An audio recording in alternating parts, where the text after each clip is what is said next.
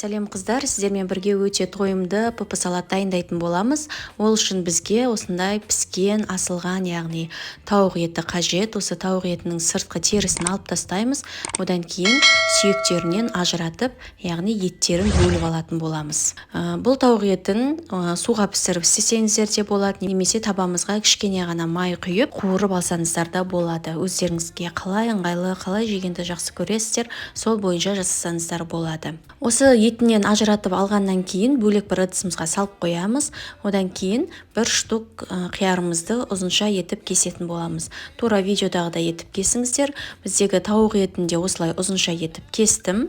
Қыздар, бұл салат өте жеген кезде өте жеңіл және тойымды. Сонымен қатар құрамы өте оңай. Қыздар, егер де менің YouTube каналыма тіркелмеген болсаңыздар, міндетті түрде тіркеліп кетулеріңізді сұраймын. Себебі менің YouTube каналымда өте оңай рецепттерді таба аласыздар. Одан кейін бір штук қызанағымызды тураймыз. Қызанақтың ішкі бөлігін алып тастаймыз. Тек сыртқы қатты бөлігін ғана турап аламыз. Оны да ұзынша етіп тураймыз.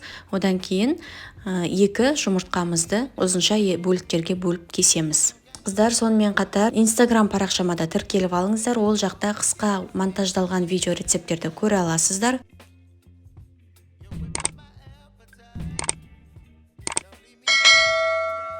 Және бір штук орташа көлемде пиязымызды жіңішке етіп тураймыз. Міндетті түрде пияздарыңыз жіңішке болу керек.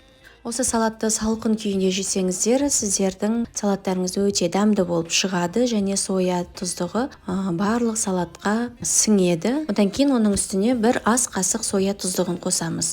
Және шым-шым тұз қосып жіберсеңіздер де болады. Барлығын жақсылап араластырып холодильникке салып қоямыз. Егер де сіздер соя тұздығын ұнатпайтын болсаңыздар, чеснокпен сметананы араластырып, осы соя тұздығының орнына қоссаңыздар болады. Жасап көріңіздер, ас болсын.